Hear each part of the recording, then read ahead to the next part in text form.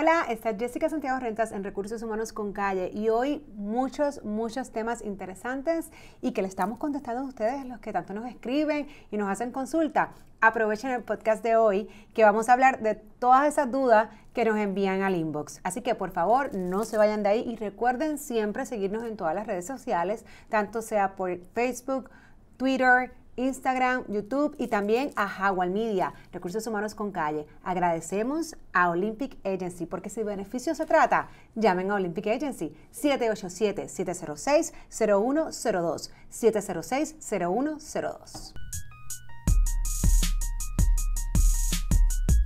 Saludos y gracias por sintonizar un día más Recursos Humanos con Calle.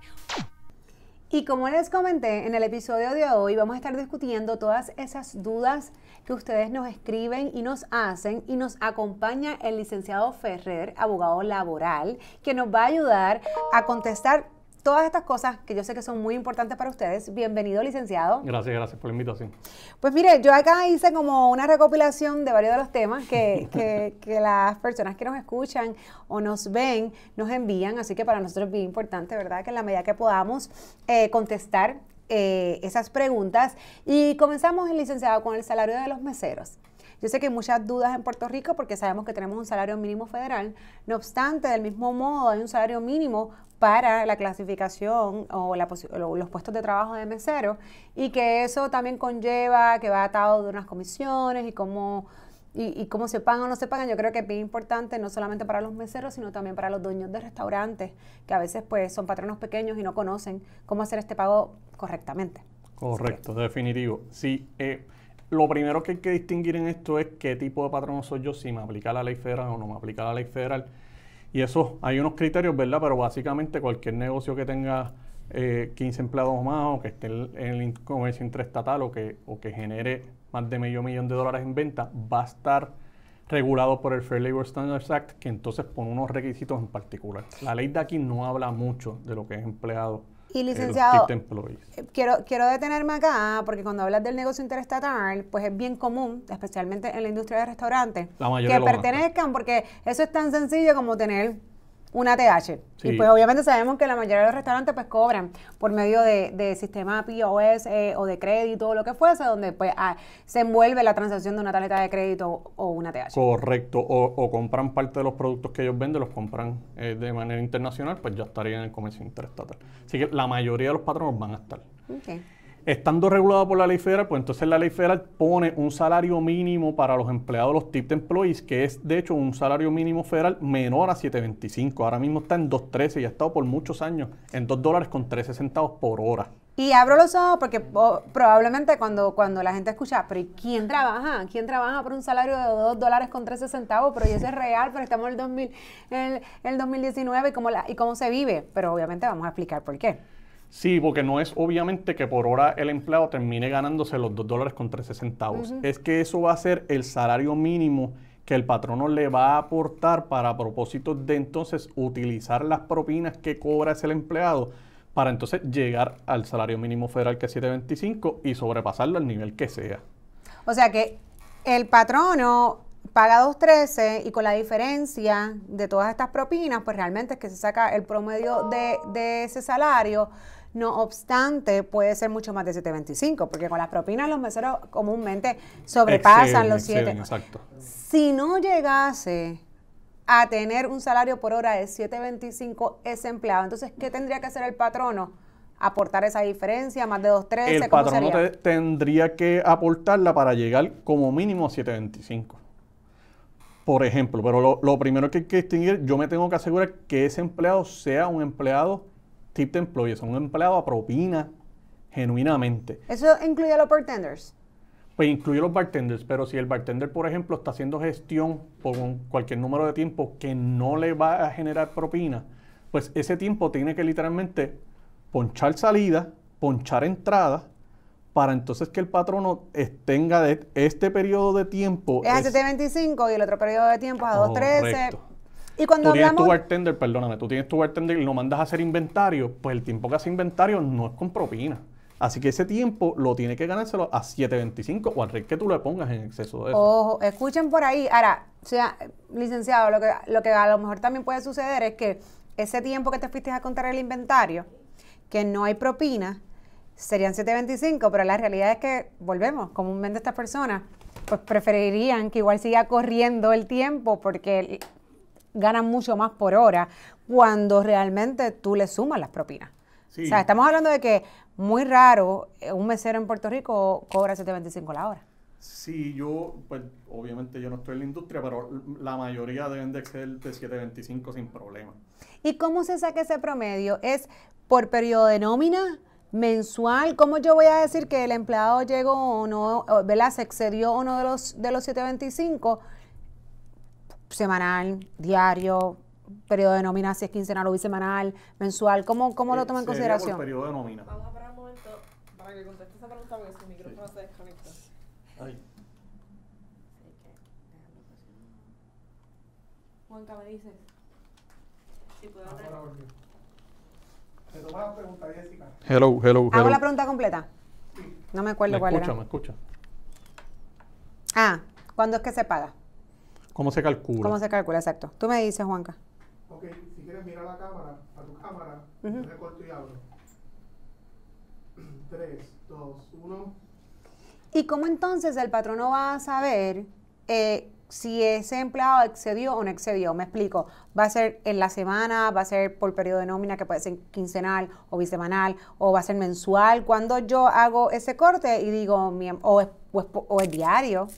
No, tiene que hacerlo por periodo de pago. En periodo de pago se computan las horas trabajadas, se computa cuánto ganó de propina, para entonces decir, excedió, no excedió, a qué nivel quedó, para entonces el patrón saber, pues entonces yo tengo que aportar o no tengo que aportar. Lo tendré que hacer por periodo de pago. Y en el caso de los empleados que comparten las propinas, ¿eso es legal? ¿Eso se puede hacer sí o no? Esto es una cuestión más de motivación y de esfuerzo, porque a lo mejor entonces hay empleados que se pueden esforzar más y ganan lo mismo que otros. ¿O es solamente ese tema o es un tema ilegal? No se supone que sea así. ¿Cómo Se realmente puede hacer. La cosa es que hay unas regulaciones para hacerlo. Lo primero es que tú vas a hacer un pool de propinas con aquellos empleados que también reciban propinas. No vas a compartir las propinas con empleados que no tengan. Por ejemplo, con los cocineros. Correcto. Con el empleado que es de limpieza que no recibe propina ninguno, pues eso no se puede hacer. Ya identificando, pues mira, este es el pool de empleados que sí va a recibir propinas, pues entonces, ¿qué voy a hacer? Pues hay una regulación. El Fair Labor Standards Act tiene un reglamento donde dice, pues tengo que tener una cajita en particular. Por eso es que se ven las cajitas plásticas transparentes donde se pone la propina allí, porque la regulación requiere, mira, todo tiene que estar visible a todo momento qué tipo de propina está entrando allí. Para entonces, al fin de ese día, se computa, se saca exactamente cuánto se ganó por empleado y se divide. Y eso va a ser, eso te iba a preguntar, ¿eso puede ser por turno o puede ser por el día completo del negocio? Depende como lo quiera hacer el patrono, pero se la puede flexibilidad. hacer, Sí, se puede exacto. hacer. Pues yo creo que a los meseros que nos hicieron todas estas preguntas, creo que estamos bastante claros, pero qué bueno que no solamente a los meseros, sino también a los patronos que a veces cojan oído, porque como sabemos, mucho desconocimiento y a veces pecamos de incumplir la ley y no necesariamente a propósito, ¿no? Simplemente porque no sabemos que acá hasta lo más mínimo está regulado. Exacto. Hasta el potecito ese transparente que tiene que decir tip o propina está regulado. Sí, aquí todo requiere un poquito de organización y estudio para poderlo hacer bien. El próximo tema, licenciado, es que nos han preguntado también por ahí si hay alguna ley o algún derecho que tengan los padres o una licencia para ir a recoger las notas de sus hijos. Y esto vino reciente, yo creo que por ahí hay notas. Ahí están entregando notas. No sé, porque de repente, mira, por ahí me dicen que sí, Juan Carlos me dice que sí. Los que cogieron Pues verano. mira, por ahí están entregando notas y hay un tiempo, y cuando hablo de tiempo puede ser compensable o no compensable, pero sí que esa persona tenga derecho de salir a recoger las notas de sus hijos. Pues mira, hubo un proyecto de ley un momento para la empresa privada. Para la empresa privada hubo un proyecto de ley un momento que mencionaba, si no me equivoco, 2 horas por semestre para ir a buscar las notas. Hubo otro también que es uno que encontré, que es el proyecto de la Cámara 693, que fue presentado el 14 de enero del 2009. Ese es un poquito diferente. Ese concede 8 horas al año para visitar la escuela. Para un sinnúmero de propósitos diferentes, no tienen que ser Y si para tienes nada. un hijo candela, 8 horas no son nada. No da. Pero se quedó como proyecto. Nunca ha pasado, al día de hoy no existe esa licencia. Es meramente un proyecto. Pues mira, licenciado, qué bueno ¿verdad? Que viene la duda y que lo hablamos, porque es que a veces nos confundimos, porque obviamente es usual que la noticia, ¿verdad? Y los medios de comunicación en Puerto Rico, cuando hay un proyecto, pues hagan noticia de esto, Sí. ¿no? Y lo divulguen. Entonces lo leemos. Y en ocasiones, pues perdemos, ¿verdad? El tracto. El tracto de lo que pudo ser una ley que no fue y simplemente fue un proyecto. Así que es importante que los que escucharon, pues entonces en algún momento hablar sobre este tiempo, esta licencia o estas horas que se les permite, pues fue un proyecto. Exacto. Y básicamente pues no se hizo ley. O sea que la contestación sería para esta persona que nos preguntó, no hay un tiempo. Pura vacaciones, que lo coja de vacaciones. Correcto, vacaciones o obviamente yo creo que en los tiempos que estamos donde los patronos también tienen mucha flexibilidad, a lo mejor mira voy a llegar más tarde, pero entonces salgo más tarde si eres un hourly, si es un exento pues maybe no te afecta, Exacto. o si en efecto tienes que coger 2 o 3 horas porque a lo mejor es complicado o el colegio o la escuela queda lejos de tu trabajo, pues entonces vendría siendo la licencia por vacaciones. Así que yo creo que esa también check. Gracias, licenciado. Otra de las cosas que nos preguntaron también fue, ¿qué tiempo debe de permanecer un empleado en su trabajo si cuando llega no hay electricidad? Sí, y me voy eso más está bien allá, me voy más interesante. allá. Si, este no me lo preguntaron, pero lo digo yo. Si no hay electricidad y no hay agua. Sí, esa está bien interesante, esa está bien interesante.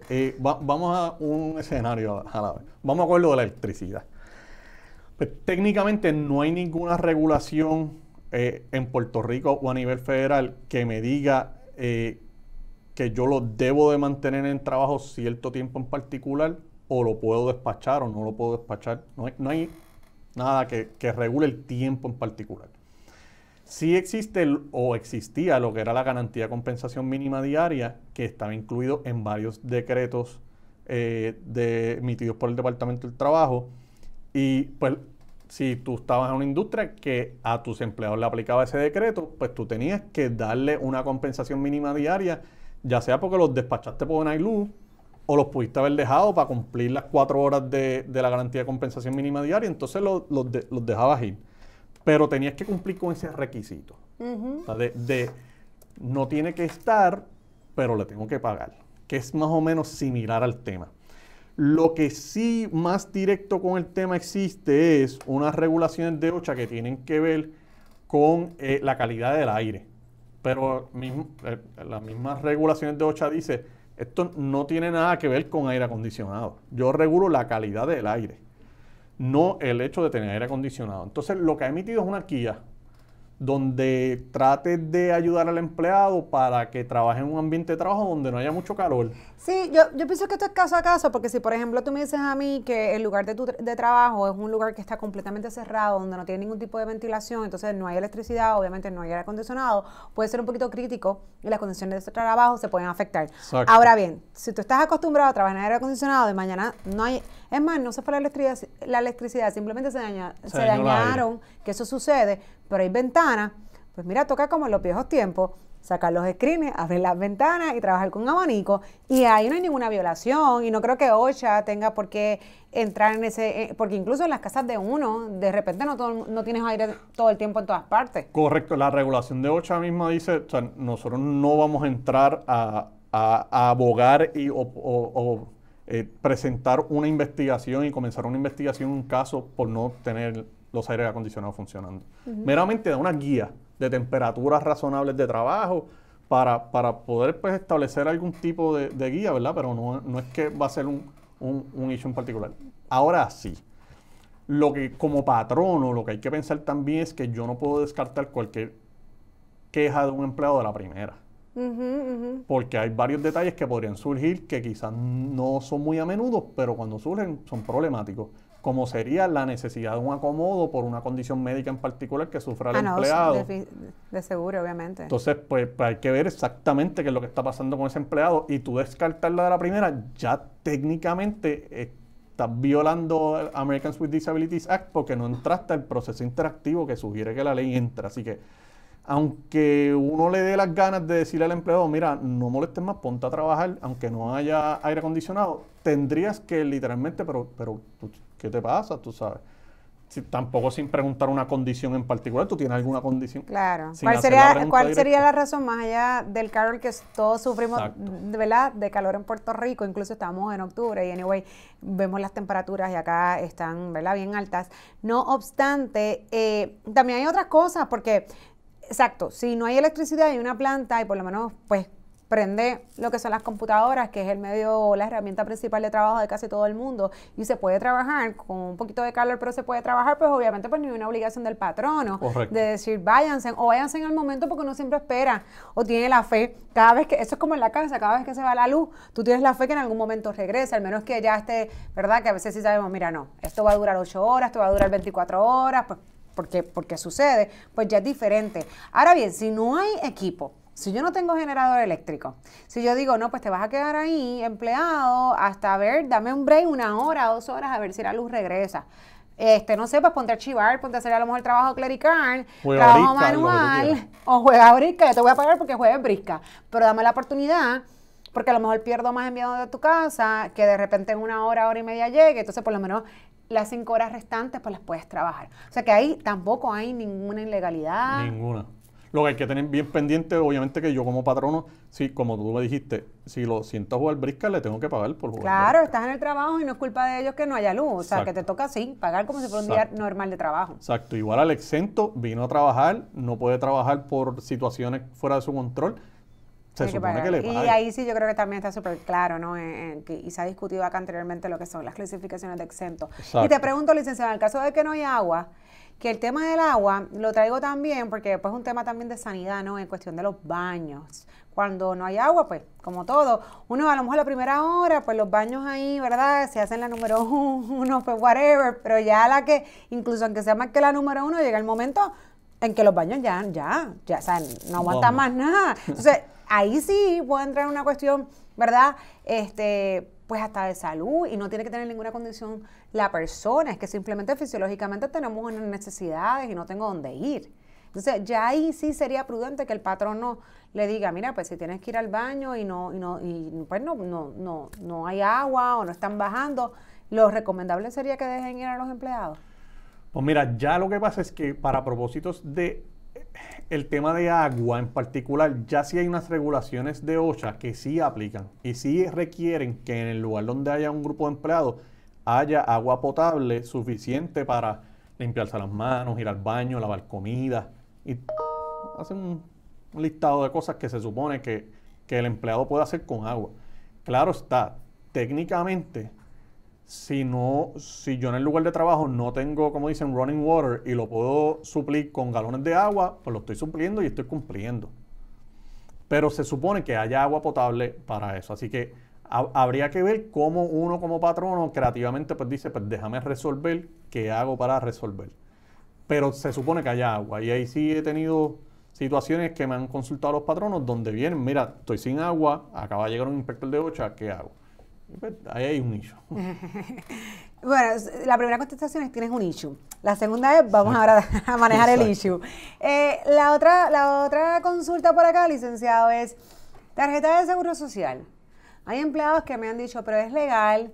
Bueno, vamos a empezar con que me pidan el seguro social. Sí, obviamente tienen que dar el seguro social. No hay modo de que yo te pueda pagar como empleado si no tengo seguro social. Correcto. Porque eso va a lo que tú recibes todos los años, ¿verdad? Que es la W2, que entonces ahí están tus contribuciones o IRS va haciendo. O sea que sí tienen que dar el seguro social. Ahora, que la copia de la tarjeta está en el expediente de un empleado. ¿Hay un issue con eso? Ninguno.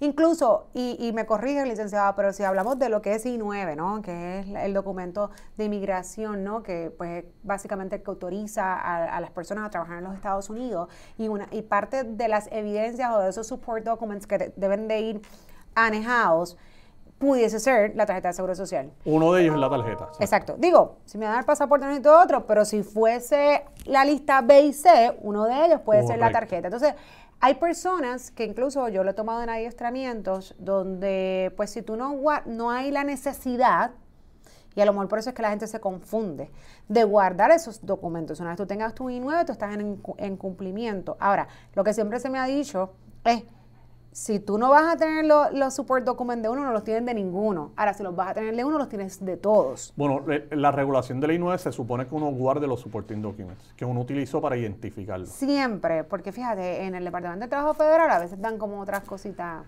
La regulación dice que supone que los guarde. Y entonces lo que hubo, creo que fue, si no me equivoco, 2015, que hubo entonces que salió la regulación de cómo guardarlos electrónicamente. Claro, porque ahora se permite. O sea que con más razón, pues entonces si ahí te dice, ahí es obvio de que debes de tener entonces ese documento para la I-9, pero si no igual como parte de tus documentos de contratación, ¿no? De reclutamiento, que tú le digas a un empleado, me vas a traer todos estos documentos para hacerte empleado. Y pues dentro de esos documentos, obviamente porque va a estar en el file del empleado. O sea que no hay ningún tipo ¿verdad? Volvemos de ilegalidad no hay ningún tipo de ilegalidad ninguna. De hecho, lo que existe sí es la ley 207 del 2016, del 2006, perdón, que sí establece, pues mira, una vez yo tengo el número de seguro social, ¿cómo hago con ese seguro social? ¿Qué hago? ¿Cómo lo protejo? Claro. Entonces dice, pues tiene que ser confidencial, no puede estar accesible a ningún empleado que no sea obviamente los necesarios de la administración, no puedo utilizarlo en los carnets de identificación como número de empleado. Podría hacerlo si cojo un relevo del empleado diciendo que sí se puede hacer, pero pues... Claro que comúnmente eso es lo que se hace, si es que ya eso yo no lo veo, pero si fuese el caso de que tuviesen algún ID, ¿no? Una identificación, que se vean los últimos 4, que realmente sí la ley lo que hace es que te da las guías para proteger ese número, pero no es que tú no lo puedas tener ni guardar una copia de esa tarjeta. Correcto, ¿no? La misma ley dice, esto no impide que tú obtengas la información, ni prohíbe cualquier proceso que haya que cumplir con la ley con las leyes de inmigración, como es con ley 9. Lo que dice es, una vez tú lo tengas, ¿qué tienes que hacer con eso? Entonces, voy a brincarme unos, porque más o menos va en la misma línea, y a pesar de que me lo preguntaron, esto es algo que muchos patronos, más que empleados, me preguntan, y es negarse a dar documentos que el empleado ya haya firmado y estén dentro del expediente. Por ejemplo, el expediente del empleado es el expediente, ¿verdad?, que se guarda, que básicamente es la vida de ese empleado durante el tiempo que trabaja para ese patrono, que es un expediente que obviamente quien único tiene acceso o quien guarda, básicamente quien fiscaliza, es el patrono, que en la mayoría de las ocasiones es el Departamento de Recursos Humanos, que debe ser confidencial, que nadie debe tener acceso a esto, excepto las personas que la compañía identifica como los custodios. Ahora bien, precisamente por estas reglas que no está accesible para todo el mundo, tampoco está accesible para el propio empleado. No obstante, yo tengo un empleado que se acerca y me dice, yo quiero ver mi expediente, o yo quiero copia de mi expediente, o yo quiero ver tal documento de mi expediente. ¿Qué se hace en esos casos? Yo te diría que la mejor contestación para casi todo va a ser depende, ¿verdad? Pero yo creo que hay que distinguir exactamente qué contiene el expediente y qué yo le voy a dejar ver inmediatamente o qué puedo poner un poquito de resistencia para no enseñarle. De entrada, si yo tengo la práctica de hacer una oferta de empleo por escrita o firmarle un contrato de empleo en el proceso de reclutamiento, o tengo cualquier tipo de otro contrato de empleo, confidencialidad, no competencia, conflicto de intereses, lo que sea, la mejor práctica debe ser que al momento de la firma yo le doy una copia al empleado y que el empleado se lleve copia. Yo creo que eso es lo común, pero suele suceder que obviamente pues los empleados lo pierden. Lo pierden, pasa mucho tiempo, se regresan a solicitarlo. ¿Cuál debería ser la respuesta en ese caso? Estamos conscientes que lo firmaste y que está en el expediente, pero yo te lo di, yo te lo entregué. Exacto. ¿Te lo tengo que volver a entregar? Sí, yo por eso usualmente pongo en los contratos, cuando los redacto, pongo una certificación adicional, además de la firma, de que recibí copia, para yo poderle decir al empleado, mira, tú te lo llevaste. Tú te lo llevaste. Yo no me negaría, para los contratos, yo no me negaría a entregárselo. Porque técnicamente el contrato sigue vigente y yo le estoy exigiendo al empleado que me cumpla con ciertas disposiciones del contrato, y yo negarle copia del contrato no hace mucho sentido.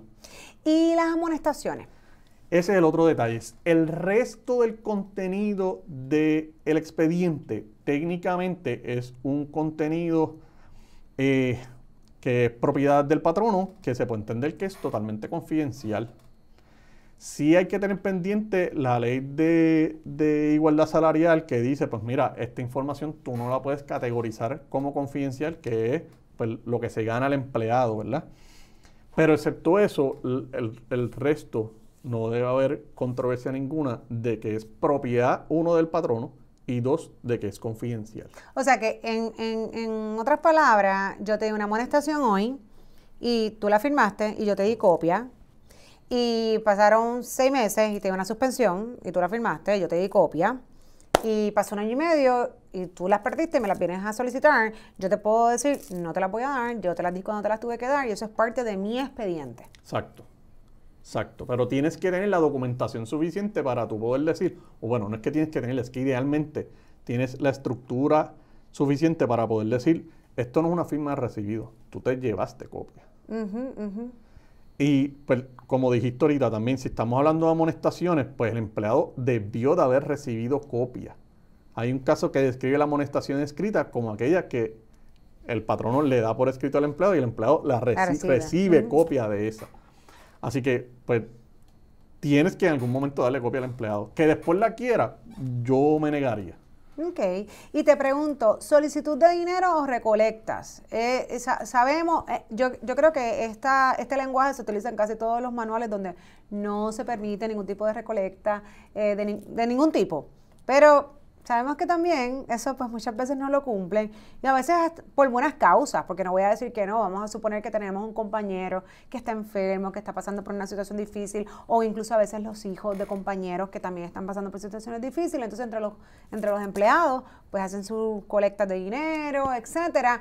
Pero entonces, ¿qué pasa con esto? Que hay veces que entonces hay empleados que no quieren o que no quieren que les hagan ese acercamiento, o a veces el mismo patrón, entonces, que dice en otras ocasiones, mira, vamos a recoger dinero para beneficio de tal persona, entonces dice, pero ¿hasta qué punto mi patrón no me está pidiendo dinero para ayudar a otro y por qué yo lo tengo que hacer?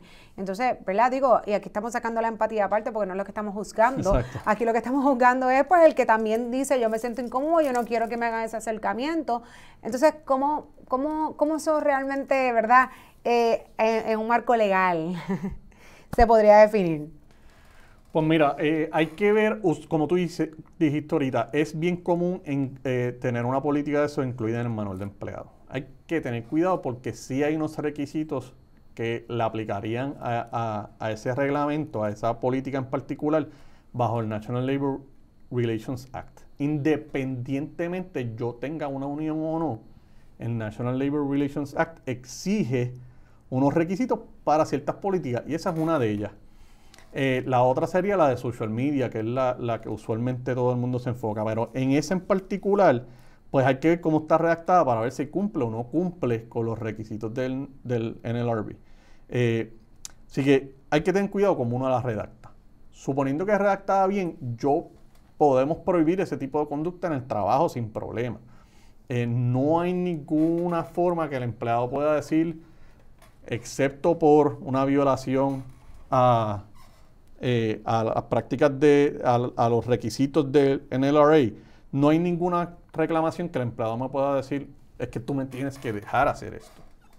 No la hay, ni tampoco del otro lado, que es el patrón no te diga, es que tú tienes que aportar a hacer esto, tampoco como empleado. Sí, eso no. Y no debería, obviamente, un patrono, ¿verdad?, disciplinar o tomar alguna acción adversa porque una persona no quiera participar, pues, de cualquier tipo de colecta, aún así sea para una buena causa, ¿verdad? Porque, digo, y sabemos o escuchamos que la mayoría de estas colectas son para buenas causas, pero la realidad es que, pues, cada cual tiene su prerrogativa de decidir si quiere participar o no.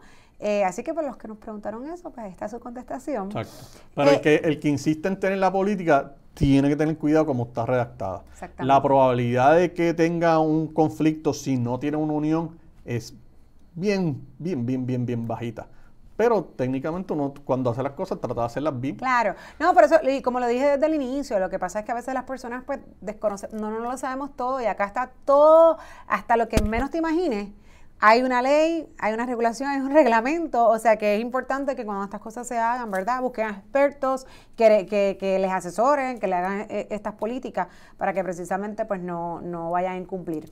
Tengo dos y una me parece súper interesante y es que esta persona me escribe y me dice, mira, acá dentro de nuestra jornada de trabajo no nos dejan consumir nada, solamente agua, y tiene que ser en un vaso plástico. No voy a mencionar el patrono, pero es una, ¿verdad? Se dedica a la venta retail de alimentos, entre otros, como si fuera un supermercado. Dice, no nos permiten beber nada que no sea agua y tiene que ser en un vaso plástico, donde pues, me imagino yo creo que esto tiene que ser pues para saber que lo que está viendo es agua y que no, pues ahí hay un montón de jugo y un montón de cosas, ¿verdad? Evitando, yo pienso, porque recuerdo que antes en las tiendas le decían a las muchachas que tenían que llevar carteras como clear, pues por la cuestión de los robos o lo que fuese. Entonces pero durante su jornada, igual si se quieren beber un café o lo que sea, eso no, ni jugo ni nada, tiene que ser agua. Ahora, obviamente en su periodo de alimento, porque quiero también estar, exacto. Quiero establecerlo, en su periodo de alimento la gente va y consume lo que le dé la gana, pero es en su periodo de alimento. Ellos lo que están es regulando el consumo mientras trabajan. Sí, eso está bien interesante, no lo había visto antes, pero de nuevo es parecido al tema que discutimos ahorita. Técnicamente podrían encontrar hasta un fundamento legal para permitir consumir otra cosa que no sea agua. Y tiene que ser basado en la seguridad. De nuevo, hay regulaciones de OSHA que dicen, pues mira, tú podrías hasta impedir el consumo de bebidas y alimentos en ciertos lugares de trabajo, meramente por el riesgo de que se mezcle con sustancias tóxicas que entonces le cause daño al empleado por el consumo. Así que pueden haber industrias donde tengan lugares de trabajo que le dicen, no, dentro del área de trabajo no puedes consumir absolutamente nada. No, porque volvemos, lo que pasa es que yo creo que cuando uno hace como que no puedes hacer eso, ahí es que tú levantas la sospecha. Porque la realidad es que, ahora estamos viviendo unos tiempos donde hay mucha flexibilidad y la gente trabaja un poquito más relax y incluso hasta en espacios abiertos, y la gente viene con sus snacks y todo, pero la realidad es que antes, o hay lugares, como bien mencioné, y dicen, no, mientras tú estás trabajando, esto no hay, el periodo de alimento, estás trabajando. Entonces, claro, cuando te dicen, pues sí puedes consumir, porque obviamente, pues, agua, ¿verdad? Yo que bebo tanta agua, puedes beber agua, pero eso es lo único que vas a beber. O sea, pero no hay nada ilegal tampoco. Volvemos, hay que hacer la aclaración. Si de repente yo tengo un caso médico donde sí se levanta bandera que hay un empleado que sea diabético, que tenga alguna, ¿verdad? O alguna comodidad razonable o lo que fuese, pues ya esos son casos que se miran aparte. Exacto. Ahora, como norma general, pues esto tampoco es algo que, ¿verdad?, que le va a levantar. No hay nada ilegal por esa práctica. Hay que ver la justificación del patrono en particular, por qué es que puso esa práctica en orden, para entonces pues, hacer un análisis un poquito más profundo, ¿verdad? Pero como regla general podrían haber varias justificaciones para impedir cualquier tipo de consumo de alimentos. Correcto. Entonces, la última que me parece interesante, yo la he visto bastante, es esta empleada o este empleado que renuncia, pero es como si no renunciara. Porque sigue llamando, incluso dando instrucciones, porque tiene un puesto gerencial y llamando al trabajo en ocasiones, que no sé si pasa en esta consulta, pero incluso hasta van físicamente y se presentan allí como que pues yo sigo viniendo porque esto es como costumbre. ¿Hasta dónde tú le puedes impedir a un ex empleado que no haga eso? Sí, eso está bien interesante también. Obviamente, las herramientas que uno pueda tener con ese ex empleado, porque ya no está dentro de mi estructura, van a ser un poco limitadas. Pero yo atacaría una situación como esa, dándole unas instrucciones bien claras a mis empleados actuales, diciendo, espérate, aquí no de acceso a ninguno, a más nadie que no está autorizado, y fulanito menganito ya salió de aquí, no tiene autorización ninguna para dar instrucciones, llamar, venir físicamente aquí en persona y uno tenga que atenderlo. Correcto, yo pensé lo mismo cuando lo leí, pues yo dije, la realidad es que qué injerencia o realmente qué comunicación tú deberías tener con un ex empleado, porque del mismo modo que tú dices, ¿cómo él sigue comunicándose? Tú mismo como patrono, como tú vas a llamar a un ex empleado y decirle, haz esto, o sea, tampoco le vas a dar instrucciones, o sea que básicamente tú lo debes de manejar con los empleados internos, con los que te quedan adentro. Ahora bien, si pudiese sentar a un empleado y decirle, mira, está rotundamente prohibido Y by the way, pudiese haber alguna acción disciplinaria si están compartiendo información que es confidencial o información que es valiosa de la empresa, que tú sigues comunicando con una persona que ya no, yo creo que eso es hasta crítico, eso es sumamente delicado, porque pues tienes una persona allá afuera que sabe mucho y que encima le sigues diciendo y sabrá Dios hasta con un competidor que esas cosas pasan. O sea que básicamente lo que tendrías es que sentar a esas personas internas que todavía son empleados y tener esta comunicación con ellos. Sí, yo creo que lo más saludable sería establecer un método en particular donde el patrono, el Departamento de Recursos Humanos, dé una notificación al resto del personal de que ya cierta persona ya no es parte de la estructura. Y hacerlo de una forma en particular para que cada vez que haya esa situación, tú notifiques al resto del personal de la misma manera. De forma que no se vea, no traiga sospecha la salida de una persona versus la salida de otra porque se notificó de forma diferente o se trataron de forma diferente. Una manera bien normal, bien rutinaria de una notificación. De forma que a partir de esa fecha todo el mundo esté bien claro que no hay forma de recibir instrucciones ninguna. Depende de la complejidad tuya como patrono, quizás sea más fácil atender esta situación si tú tienes un oficial de seguridad, si tú estás en un local físico donde tienes un portón de entrada, pues tú puedes dar instrucciones en particular a la persona de la entrada sin dar detalles a más nadie del personal. Mira, fulanito, menganito, no puede entrar más aquí. Así que todo depende de la estructura que tú tengas, pero yo lo trabajaría internamente, uno, con la notificación al resto del personal, ya esta persona no es parte de la estructura, y dos, tratando de dar instrucciones más específicas, sobre todo las personas que recibían instrucciones, compartían información con esa persona, diciendo, pues mira, ahora tu punto de contacto es, o la nueva persona que va a estar ocupando esa posición temporalmente o permanentemente es esta, buscando que haya una transición lo más rápido posible, de forma que el empleado entienda, ya no hay duda que esta persona no es parte de la estructura, tengo que alinearme con lo existente ahora.